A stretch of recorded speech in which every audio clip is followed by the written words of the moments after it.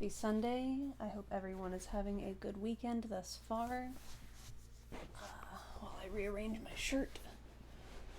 And I hope you are getting ready to have a good week too. I've had a busy weekend, so it'll be nice to sit and chill with a book. We are continuing with... my dog breaking in.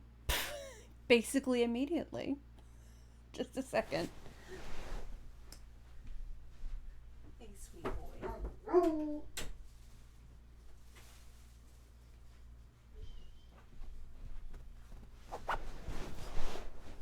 As I was saying, we are continuing with Lewis Carroll's Through the Looking Glass. I have tea nearby. I have been a little froggy today because there has been some sort of allergen in the air. But I hope you'll just sit and chill with me as we read an old book. Chapter 8. It's My Own Invention. After a while, the noise seemed gradually to die away till all was dead silence, and Alice lifted up her head in some alarm. There was no one to be seen, and her first thought was that she must have been dreaming about the lion and the unicorn and those queer Anglo-Saxon messengers. However, there was the great dish still lying at her feet on which she had tried to cut the plum cake.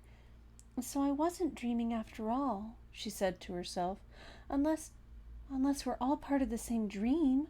Only, I do hope it's my dream and not the Red King's. I don't like belonging to another person's dream." She went on in a rather complaining tone. "I've a great mind to go and wake him and see what happens." At this moment her thoughts were interrupted by a loud shouting of, "Ahoy! Ahoy! Check!" And a knight dressed in crimson armor came galloping down upon her, brandishing a great club. Just as he reached her, the horse stopped suddenly. "You're my prisoner," the knight cried, as he tumbled off his horse. Startled as she was, Alice was more frightened for him than for herself at the moment, and watched him with some anxiety as he mounted again. As soon as he was comfortably in the saddle, he began once more, "You're my—" But here another voice broke in. "Ahoy! Ahoy! Check!" And Alice looked round in some surprise for the new enemy. This time it was a white knight. He drew up at Alice's side and tumbled off his horse just as the red knight had done. Then he got on again, and the two knights sat and looked at each other for some time without speaking. Alice looked from one to the other in some bewilderment. "She's my prisoner, you know," the red knight said at last. "Yes, but then I came and rescued her," the white knight replied. "Well, we must fight for her then," said the red knight as he took up his helmet, which hung from the saddle and was something the shape of a horse's head, and put it on. "You'll observe the rules of battle, of course," the white knight remarked, putting on his helmet too. "I always do," said the red knight, and they began banging away each other with such fury that Alice got behind a tree to be out of the way of the blows. "I wonder now what the rules of battle are," she said to herself as she watched the fight, timidly peeping out from her hiding place.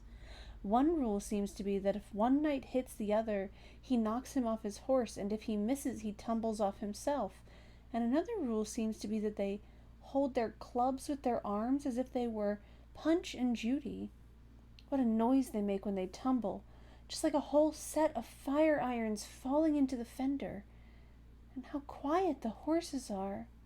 They let them get on and off just as if they were tables." Another rule of battle that Alice had not noticed seemed to be that they always fell on their heads, and the battle ended with their both falling off in this way, side by side. When they got up again, they shook hands, and then the red knight mounted and galloped off. "It was a glorious victory, wasn't it?" said the white knight as he came up panting. "I don't know," Alice said doubtfully. "I don't want to be anybody's prisoner. I want to be a queen." "So you will when you've crossed the next brook," said the white knight. "I'll see you safe to the end of the wood, and then I must go back, you know. That's the end of my move." "Thank you very much," said Alice. "May I help you off with your helmet?" It was evidently more than he could manage by himself. However, she managed to shake him out of it at last. "Now one can breathe more easily," said the knight, putting back his shaggy hair with both hands and turning his gentle face and mild eyes to Alice. She thought she'd never seen such a strange-looking soldier in all her life. He was dressed in tin armor, which seemed to fit him very badly, and he had a queer-shaped little deal box fastened across his shoulder, upside down, and with the lid hanging open. Alice looked at it with great curiosity. "I see you are admiring my little box," the knight said in a friendly tone. "It's my own invention to keep clothes and sandwiches in. You see, I carry it upside down so that the rain can't get in." "But the things can get out," Alice gently remarked. "Do you know the lid's open?" "Oh, I didn't know it," the knight said, a shade of vexation passing over his face. "Then all the things must have fallen out, and the box is no use without them." He unfastened it as he spoke, and was just going to throw it into the bushes when a sudden thought seemed to strike him, and he hung it carefully on a tree. "Can you guess why I did that?" he said to Alice. Alice shook her head. "In hopes some bees may make a nest in it. Then I should get the honey." "But you've got a beehive, or something like one, fastened to the saddle," said Alice. "Yes, it's a very good beehive," the knight said in a discontented tone. "One of the best kind, but not a single bee has come near it yet. And the other thing is a mouse trap. I suppose the mice keep the bees out, or the bees keep the mice out. I don't know which." "I was wondering what the mouse trap was for," said Alice. "It isn't very likely there would be any mice on the horse's back." "Not very likely, perhaps," said the knight, "but if they do come, I don't choose to have them running all about. You see," he went on after a pause, "it's all well to be provided for everything. That's the reason the horse has all those anklets round his feet." "But what are they for?" Alice asked in a tone of great curiosity. "To guard against the bites of sharks," the knight replied. "It's an invention of my own. And now help me on. I'll go with you to the end of the wood. What's the dish for?" "It's meant for a plum cake," said Alice. "We'd better take it with us," the knight said. "It'll come in handy if we find any plum cake. Help me to get it into this bag." This took a very long time to manage, though Alice held the bag open very carefully because the knight was so very awkward in putting in the dish. The first 2 or 3 times that he tried, he fell in himself instead. "It's rather a tight fit." "Oh, it's rather a tight fit, you see," he said as they got it in at last. "There are so many candlesticks in the bag," and he hung it to the saddle, which was already loaded with bunches of carrots and fire irons and many other things. "I hope you've got your hair fastened well on," he continued as they set off. "Only in the usual way," Alice said, smiling. "That's hardly enough," he said anxiously. "You see, the wind is so very strong here. It's as strong as soup." "Have you invented a plan for keeping the hair from being blown off?" Alice inquired.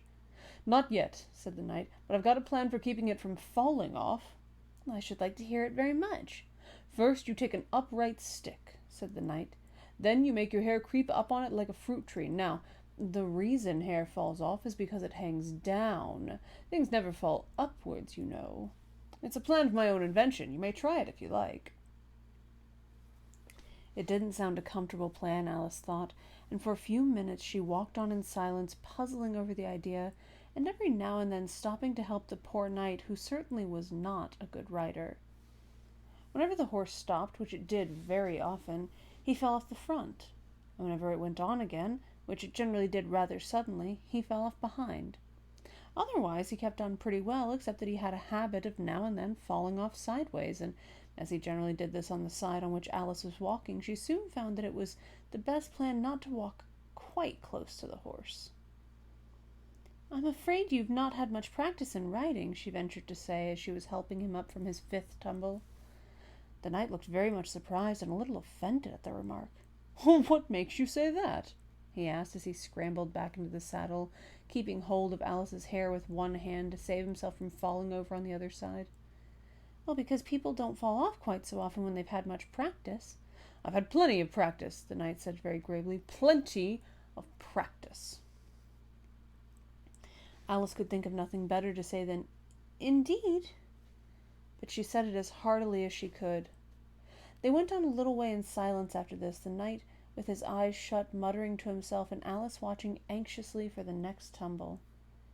"The great art of riding," the knight suddenly began in a loud voice, waving his right arm as he spoke, "is to keep—" Here the sentence ended as suddenly as it had begun, as the knight fell heavily on the top of his head, exactly in the path where Alice was walking. She was quite frightened this time, and said in an anxious tone as she picked him up, "I hope no bones are broken." "None to speak of," the knight said, as if he didn't mind breaking 2 or 3 of them. "The great art of riding, as I was saying, is to keep your balance properly. Like this, you know."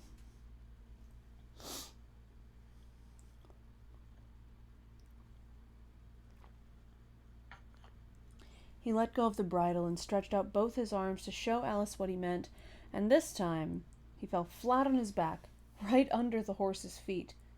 "Plenty of practice," he went on repeating all the time that Alice was getting him on his feet again. "Plenty of practice." "It's too ridiculous," cried Alice, losing all her patience this time. "You ought to have a wooden horse on wheels, that you ought." "Does that kind go smoothly?" the knight asked in a tone of great interest, clasping his arms round the horse's neck as he spoke, just in time to save himself from tumbling off again. "Much more smoothly than a live horse," Alice said with a little scream of laughter, in spite of all she could do to prevent it. "I'll get one," the knight said thoughtfully to himself. "1 or 2. Several." There was a short silence after this, and then the knight went on again. "I'm a great hand at inventing things. Now, I dare say you noticed that last time you picked me up that I was looking rather thoughtful."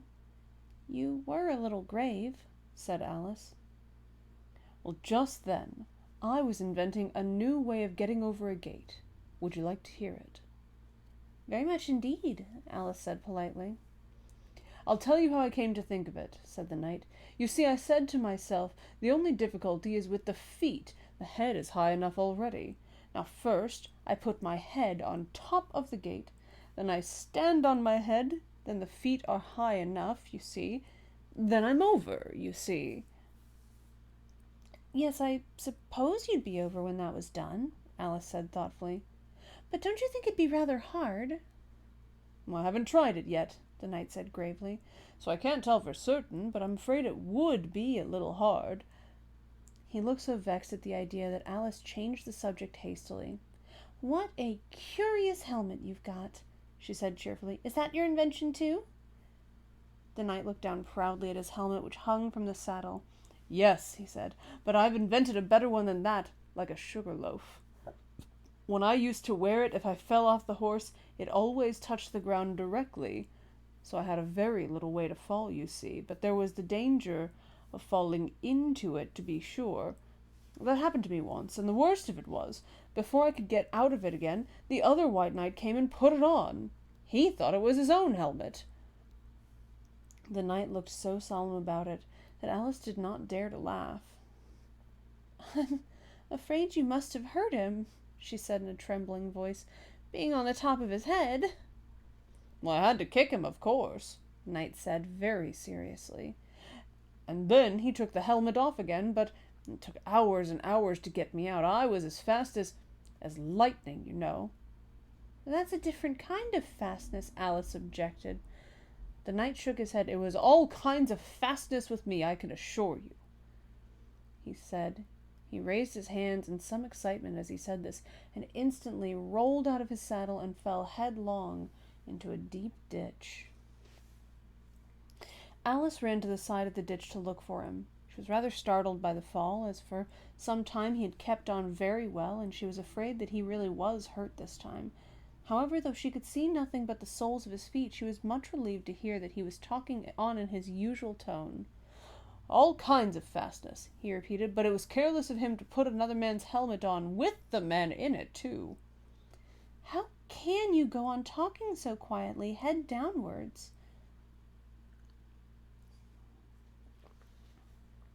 Alice asked as she dragged him out by the feet and laid him in a heap on the bank. The knight looked surprised at the question. "What does it matter where my body happens to be?" he said. My mind goes on working all the same. In fact, the more head downwards I am, the more I keep inventing new things. Now, the cleverest thing of the sort that I ever did, he went on after a pause, was inventing a new pudding during the meat course. In time to have it cooked for the next course? Said Alice. Well, not the next course, the knight said in a slow, thoughtful tone. No, certainly not the next course. Then it would have to be the next day. I suppose you wouldn't have 2 pudding courses in one dinner. Well, no, not the next day, the knight repeated as before. Not the next day. In fact, he went on, holding his head down and his voice getting lower and lower, I don't believe that pudding ever was cooked. In fact, I don't believe that pudding ever will be cooked, and yet it was a very clever pudding to invent. Well, what do you mean it to be made of? Alice asked, hoping to cheer him up, for the poor knight seemed quite low-spirited about it. It began with blotting paper, the knight answered with a groan. Well, that wouldn't be very nice, I'm afraid. Not very nice alone, he interrupted quite eagerly. But you've no idea what a difference it makes mixing it with other things, such as gunpowder and sealing wax. And here I must leave you. They had just come to the end of the wood. Alice could only look puzzled. She was thinking of the pudding. You're sad, the knight said in an anxious tone. Let me sing you a song to comfort you. Is it very long? Alice asked, for she'd heard a good deal of poetry that day. It's long, said the knight, but very, very beautiful. Everybody that hears me sing it, either it brings the tears into their eyes, or else... Or else what? Said Alice, for the knight had made a sudden pause. Or else it doesn't, you know. The name of the song is called Haddock's Eyes. Oh, that's the name of the song, is it? Alice said, trying to feel interested. No, you don't understand, the knight said, looking a little vexed. That's what the name is called. The name really is The Aged Man. Then I ought to have said that's what the song is called? Alice corrected herself. No, you oughtn't. That's quite another thing. The song is called Ways and Means, but that's only what it's called, you know. Well, what is the song, then? Said Alice, who was by this time completely bewildered. I was coming to that, the knight said. The song really is A Settin' on a Gate, and the tune's my own invention. So saying, he stopped his horse and let the reins fall on its neck, then slowly beating time with one hand, and with a faint smile lighting up his gentle, foolish face, as if he enjoyed the music of his song, he began. Of all the strange things that Alice saw in her journey through the looking-glass, this was the one she always remembered most clearly. Years afterward, she could bring the whole scene back again as if it had been only yesterday. The mild blue eyes and kindly face of the knight, the setting sun gleaming through his hair and shining on his armor in a blaze of light that quite dazzled her, the horse quietly moving about with the reins hanging loose on his neck, cropping the grass at her feet, and the black shadows of the forest behind. All this she took in like a picture as, with one hand shading her eyes, she leant against a tree, watching the strange pair and listening, in a half-dream, to the melancholy music of the song. But the tune isn't his own invention, she said to herself.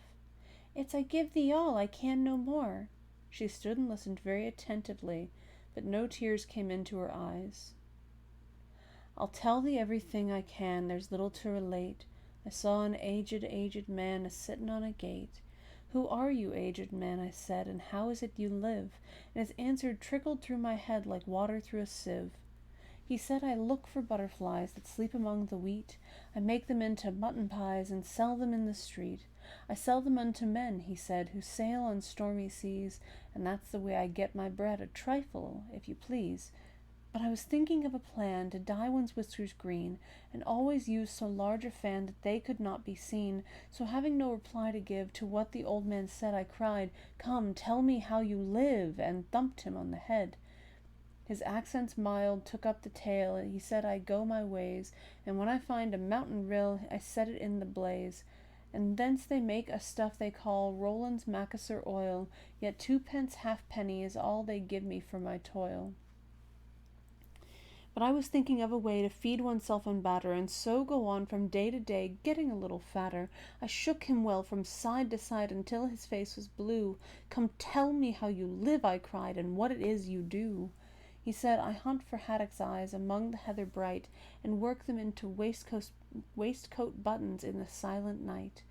And these I do not sell for gold or coin of silvery shine, but for a copper halfpenny, and that will purchase 9. I sometimes dig for buttered rolls, or set lime to twigs for crabs. I sometimes search for grassy knolls for wheels of handsome cabs. And that's the way, he gave a wink, by which I get my wealth, and very gladly will I drink your honour's noble health. I heard him then, for I had just completed my design, to keep the Menai bridge from rust by boiling it in wine. I thanked him much for telling me the way he got his wealth, but chiefly for his wish that he might drink my noble health. And now, if e'er by chance I put my fingers into glue, or madly squeeze a right-hand foot into a left-hand shoe, or if I drop upon my toe a very heavy weight, I weep, for it reminds me so of that old man I used to know, whose look was mild, whose speech was slow, whose hair was whiter than the snow, whose face was very like a crow, with eyes like cinders all aglow, who seemed distracted with his woe, who rocked his body to and fro, and muttered mumblingly and low, and as if his mouth were full of dough, who snorted like a buffalo, that summer evening long ago, a-sittin' on a gate. As the knight sang the last words of the ballad, he gathered up the reins, and turned his horse's head along the road by which they'd come. "You've only a few yards to go," he said, "down the hill and over that little brook, and then you'll be a queen. But you'll stay and see me off first?" he added as Alice turned with an eager look in the direction to which he pointed. "I shan't be long. You'll wait and wave your handkerchief when I get to that turn in the road? I think it'll encourage me, you see." "Of course I'll wait," said Alice, "and thank you very much for coming so far, and for the song. I liked it very much." "I hope so," the knight said doubtfully, "but you didn't cry so much as I thought you would." So they shook hands, and then the knight rode slowly away into the forest. "It won't take long to see him off, I expect," Alice said to herself as she stood watching him. "There he goes, right on his head as usual. However, he gets on again pretty easily. That comes of having so many things hung around the horse." So she went on talking to herself as she watched the horse walking leisurely along the road, and the knight tumbling off first on one side and then on the other. And after the 4th or 5th tumble he reached the turn, and then she waved her handkerchief to him and waited until he was out of sight. "I hope it encouraged him," she said as she turned to run down the hill. "And now for the last brook, and to be a queen! How grand it sounds!" A very few steps brought her to the edge of the brook. "The 8th square at last," she cried as she bounded across, and threw herself down to rest on a lawn as soft as moss, with little flower beds dotted about it here and there. "Oh, how glad I am to get here! And what is this on my head?" she exclaimed in a tone of dismay, as she put her hands up to something very heavy and fitted tight all around her head. "But how can it have got there without my knowledge?" she said to herself as she lifted it off and set it on her lap to make out what it could possibly be. It was a golden crown. Chapter 9. Queen Alice. "Well, this is grand," said Alice. "I never expected I should be a queen so soon, and I'll tell you what it is, your majesty," she went on in a severe tone. She was always rather fond of scolding herself. "It'll never do for you to be lolling about in the grass like that. Queens have to be dignified, you know." So she got up and walked about, rather stiffly just at first, as she was afraid that the crown might come off, but she comforted herself with the thought that there was nobody to see her. "And if I really am a queen," she said as she sat down again, "I shall be able to manage it quite well in time." Everything was happening so oddly that she didn't feel a bit surprised at finding the Red Queen and the White Queen sitting close to her, one on each side. She would have liked very much to ask them how they came here, but she feared it would not be civil. However, there would be no harm, she thought, in asking if the game was over. "Please, would you tell me?" she began, looking timidly at the Red Queen. "Speak when you're spoken to," the Queen sharply interrupted her. "But if everybody obeyed that rule," said Alice, who was always ready for a little argument, "and if you only spoke when you were spoken to, and the other person always waited for you to begin, you see nobody would ever say anything, so that—" "Ridiculous!" cried the Queen. "Why, don't you see, child?"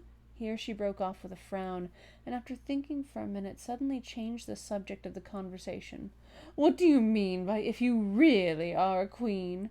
What right have you to call yourself so? You can't just be a queen, you know, till you've passed the proper examination, and the sooner we begin it, the better." "I only said if," poor Alice pleaded in a piteous tone. Two queens looked at each other, and the Red Queen remarked with a little shudder, "She says she only said if." "But she said a great deal more than that," the White Queen moaned, wringing her hands. "Oh, ever so much more than that." "So you did, you know," the Red Queen said to Alice. "Always speak the truth, think before you speak, and write it down afterwards." "I'm sure I didn't mean—" Alice was beginning, but the Red Queen interrupted her impatiently. "That's just what I complain of. You should have meant. What do you suppose is the use of a child without any meaning? Even a joke should have some meaning, and a child's more important than a joke, I hope. You couldn't deny that, even if you tried with both hands." "I don't deny things with my hands," Alice objected. "Nobody said you did," said the Red Queen. "I said you couldn't if you tried." "She's in that state of mind," said the White Queen, "that she wants to deny something, only she doesn't know what to deny." "A nasty, vicious temper," the Red Queen remarked, and then there was an uncomfortable silence for a minute or two. The Red Queen broke the silence. "Oh, excuse me."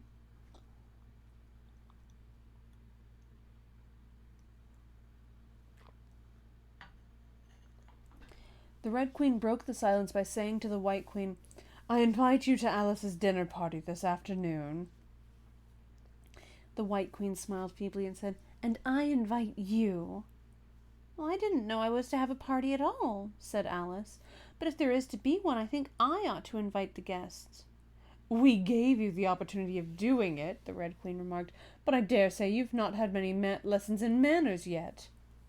"Manners are not taught in lessons," said Alice. "Lessons teach you to do sums and things of that sort." "And you do addition?" the White Queen asked. "What's 1 and 1 and 1 and 1 and 1 and 1 and 1 and 1 and 1 and 1? I don't know," said Alice. "I lost count." "She can't do addition," the Red Queen interrupted. "Can you do subtraction? Take 9 from 8. 9 from 8 I can't, you know," Alice replied very readily. "But—" "She can't do subtraction," said the White Queen. "Can you do division? Divide a loaf by a knife? What's the answer to that?" "Well, I suppose—" Alice was beginning, but the Red Queen answered for her. "Bread and butter, of course. Try another subtraction sum. Take a bone from a dog. What remains?" Alice considered. "The bone wouldn't remain, of course, if I took it. And the dog wouldn't remain. It would come to bite me. And I'm sure I shouldn't remain." "Then you think nothing would remain," said the Red Queen. "I think that's the answer." "Wrong, as usual," said the Red Queen. "The dog's temper would remain. But I don't see how—" "Why, look here!" the Red Queen cried. "The dog would lose its temper, wouldn't it?" "Perhaps it would," Alice replied cautiously. "Then if the dog went away, its temper would remain," the Queen exclaimed triumphantly. Alice said as gravely as she could, "They might go different ways." But she couldn't help thinking to herself, "What dreadful nonsense we are talking." She can't do sums a bit, the Queen said together with great emphasis. Can you do sums? Alice said, turning suddenly on the White Queen, for she didn't like being found fault with so much. The Queen gasped and shut her eyes. I can do addition if you give me time, but I can't do subtraction under any circumstances. Of course you know your ABC. To be sure I do. So do I, the White Queen whispered. We'll often say it over together, dear, and I'll tell you a secret. I can read words of one letter. Isn't that grand? However, don't be discouraged. You'll come to it in time. Here the Red Queen began again. Can you answer useful questions? She said. How is bread made? I know that, Alice cried eagerly. You take some flour. Where do you pick the flowers? In a garden or in the hedges? Well, it isn't picked at all, Alice explained. It's ground. How many acres of ground? Said the White Queen. You mustn't leave out so many things. Fan her head, the Red Queen anxiously interrupted. She'll be feverish after so much thinking. So they set to work and fanned her with bunches of leaves till she had to beg them to leave off, it blew her hair about so.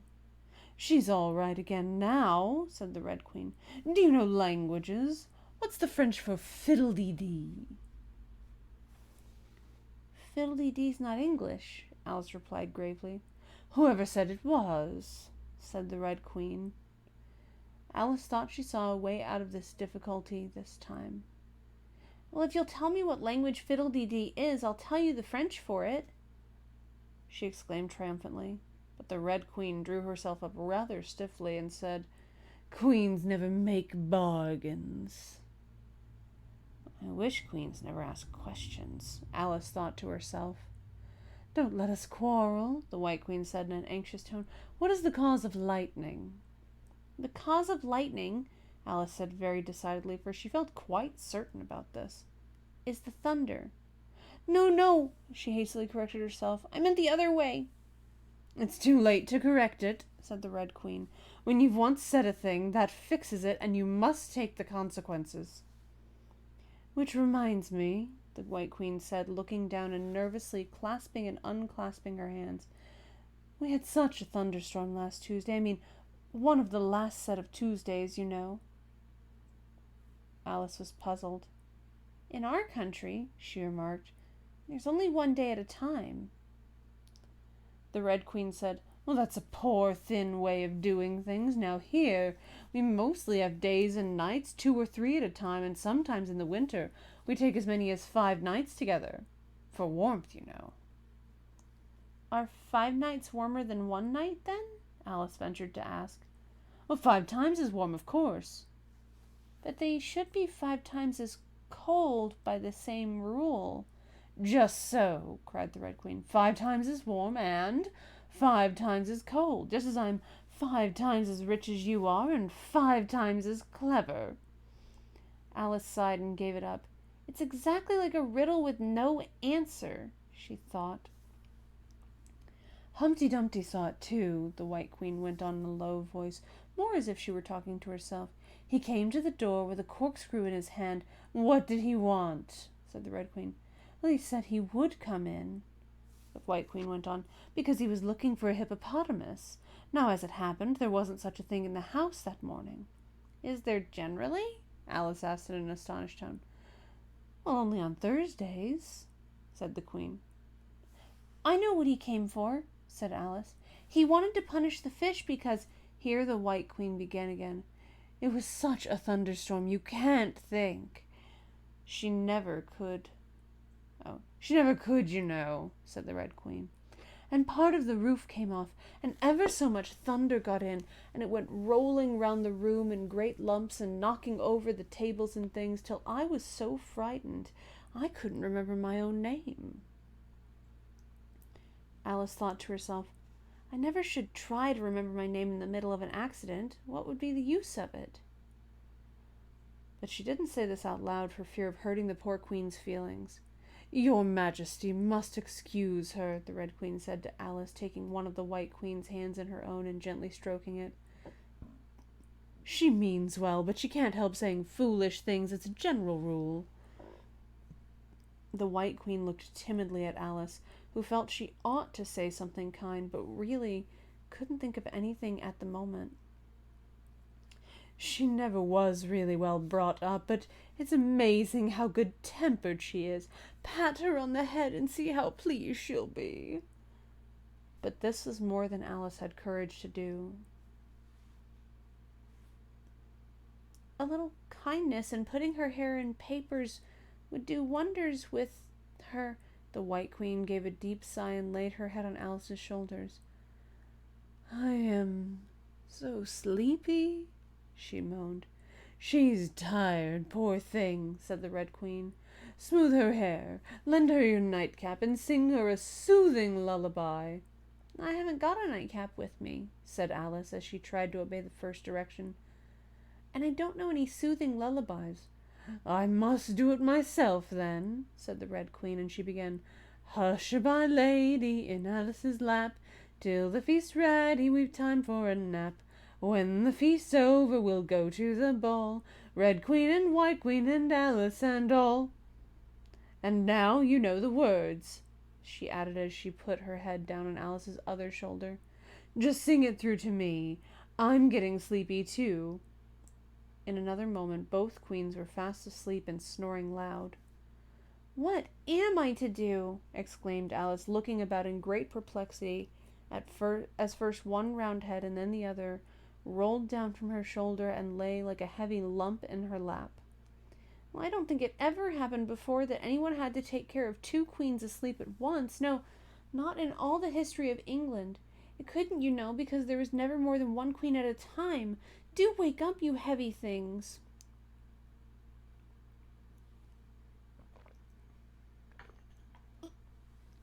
She went on in an impatient tone, but there was no answer but a gentle snoring. The snoring got more distinct every minute and sounded more like a tune. At last she could even make out the words, and she listened so eagerly that when the two great heads vanished from her lap, she hardly missed them. She was standing before an arched doorway over which were the words Queen Alice in large letters, and on each side of the arch there was a bell handle. One was marked Visitor's Bell and the other Servant's Bell. I'll wait till the song's over, thought Alice, and then I'll ring the... Which bell must I ring? She went on, very much puzzled by the names. Well, I'm not a visitor, and I'm not a servant. There ought to be one marked Queen, you know. Just then the door opened a little way, and a creature with a long beak put its head out for a moment and said, No admittance till the week after next, and shut the door again with a bang. Alice knocked and rang in vain for a long time, but at last a very old frog who was sitting under a tree got up and hobbled slowly towards her. He was dressed in bright yellow and had enormous boots on. What is it now? The frog said in a deep, hoarse whisper. Alice turned round, ready to find fault with anybody. Where's the servant whose business it is to answer the door? Which door? Said the frog. Alice almost stamped with irritation at the slow drawl in which he spoke. This door, of course. The frog looked at the door with his large, dull eyes for a minute. Then he went nearer and rubbed it with his thumb as if he was trying whether the paint would come off. Then he looked at at Alice. Do answer the door, he said. What's it been asking of? He was so hoarse that Alice could scarcely hear him. I don't know what you mean, she said. I talks English, doesn't I? The frog went on. Or are you deaf? What did it ask you? Nothing, Alice said impatiently. I've been knocking at it. Shouldn't do that, the frog muttered. Vexes it, you know. Then he went up and gave the door a kick with one of his great feet. You let it alone, he panted out as he hobbled back to his tree, and it'll let you alone, you know. At this moment the door was flung open, and a shrill voice was heard singing, To the looking-glass world, it was Alice that said, I've a sceptre in hand, I've a crown on my head. Let looking-glass creatures, whatever they be, come and dine with the Red Queen, the White Queen, and me. And hundreds of voices joined in the chorus. Then fill up the glasses as quick as you can and sprinkle the table with buttons and bran. Put cats in the coffee and mice in the tea and welcome Queen Alice with 30 times 3. Then followed a confused noise of cheering, and Alice thought to herself, 30 times 3 makes 90. I wonder if anyone's counting. In a minute there was silence again, and the same shrill voice sang another verse. O looking-glass creatures, quoth Alice, draw near. 'Tis an honour to see me, a favour to hear. 'Tis a privilege high to have dinner and tea, along with the Red Queen, the White Queen, and me. Then came the chorus again. Then fill up the glasses with treacle and ink, or anything else that is pleasant to drink. Mix sand with the cider and wool with the wine, and welcome Queen Alice with 90 times 9. 90 times 9? Alice repeated in despair. Oh, that'll never be done. I'd better go in at once. And there was a dead silence the moment she appeared.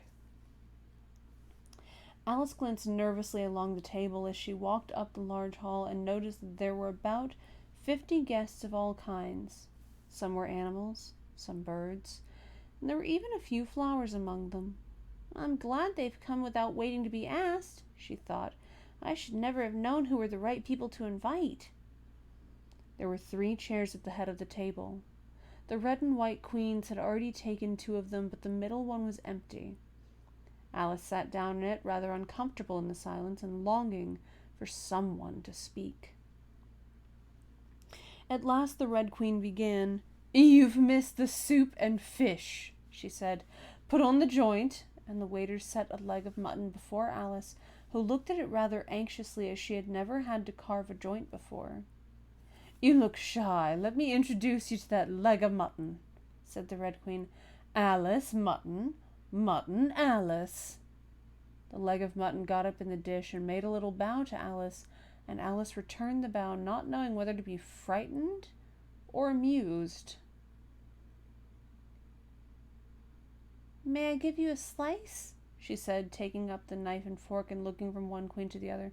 Certainly not, the Red Queen said very decidedly. It isn't etiquette to cut anyone you've been introduced to. Remove the joint. And the waiters carried it off and brought a large plum pudding in its place. I won't be introduced to the pudding, please, Alice said rather hastily, or we shall get no dinner at all. May I give you some? But the Red Queen looked sulky and growled, Pudding, Alice, Alice, pudding. Remove the pudding. And the waiters took it away so quickly that Alice couldn't return its bow.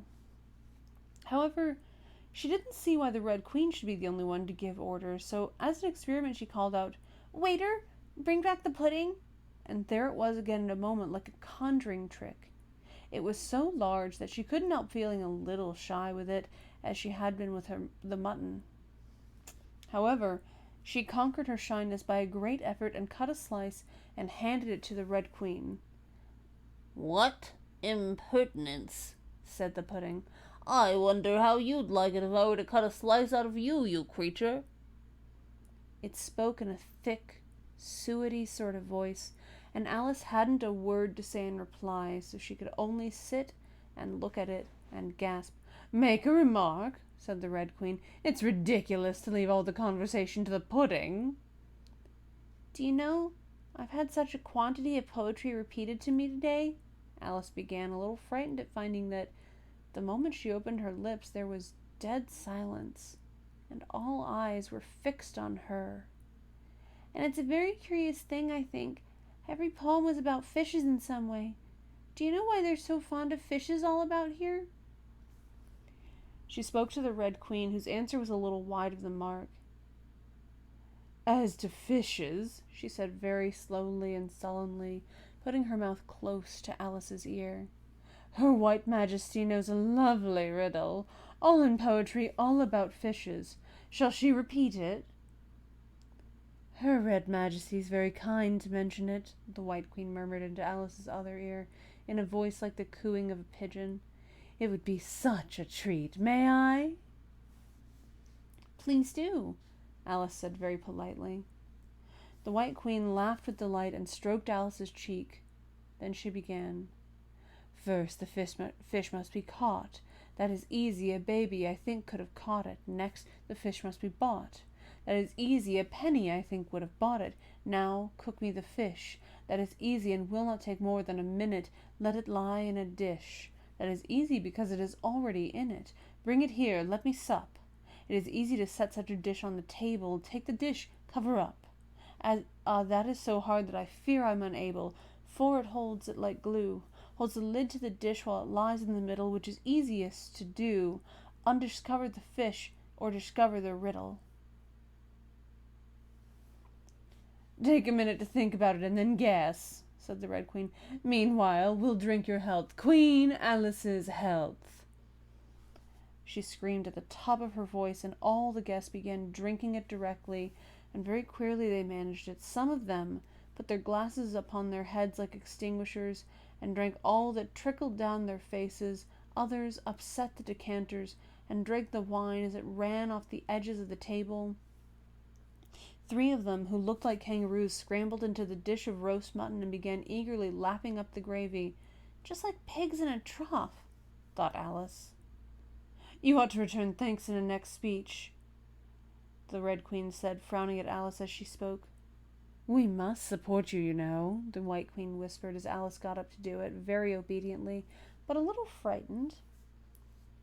"Thank you very much," she whispered in reply, "but I can do quite well without." "Well, that wouldn't be at all the thing," the Queen said very decidedly, so Alice tried to submit to it with good grace.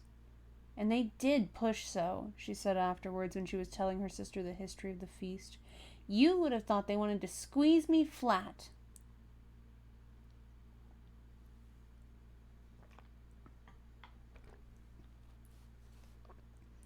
In fact, it was rather difficult for her to keep in her place while she made her speech.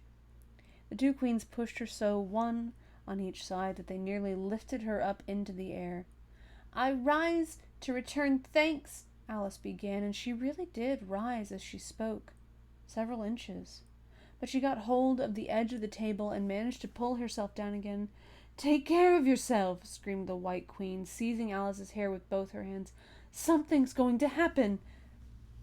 And then, as Alice afterwards described it, all sorts of things happened in a moment. The candles all grew up to the ceiling, looking something like a bed of rushes with fireworks at the top. As to the bottles, they each took a pair of plates, which they hastily fitted on as wings, and so, with forks for legs, went fluttering about in all directions, and very like birds they look, Alice thought to herself as well as she could in the dreadful confusion that was beginning. At this moment she heard a hoarse laugh at her side, and turned to see what was the matter with the White Queen, but instead of the Queen, there was the leg of mutton sitting in the chair. "Here I am," cried a voice from the soup tureen, and Alice turned again, just in time to see the Queen's broad, good-natured face grinning at her for a moment over the edge of the tureen before she disappeared into the soup. There was not a moment to be lost. Already several of the guests were lying down in the dishes, and the soup ladle was walking up the table towards Alice's chair and beckoning her impatiently to get out of its way. "I can't stand this any longer," she cried as she jumped up and seized the tablecloth with both hands. One good pull, and plates, dishes, guests, and candles came crashing down together in a heap on the floor. "And as for you," she went on, turning fiercely upon the Red Queen, whom she considered as the cause of all this mischief, but the Queen was no longer at her side. She had suddenly dwindled down to the size of a little doll, and was now on the table, merrily running around and round with her after her own shawl, which was trailing behind her. At any other time Alice would have felt surprised at this, but she was far too much excited to be surprised at anything now. "As for you," she repeated, catching hold of the little creature in the very act of jumping over a bottle which had just lighted upon the table, "I'll shake you into a kitten, that I will." Chapter 10. Shaking. She took her off the table as she spoke, and shook her backwards and forwards with all her might. The Red Queen made no resistance whatever, only her face grew very small, and her eyes got large and green, and still, as Alice went on shaking her, she kept on growing shorter and fatter and softer and rounder, and Chapter 11, Waking. And it really was a kitten, after all.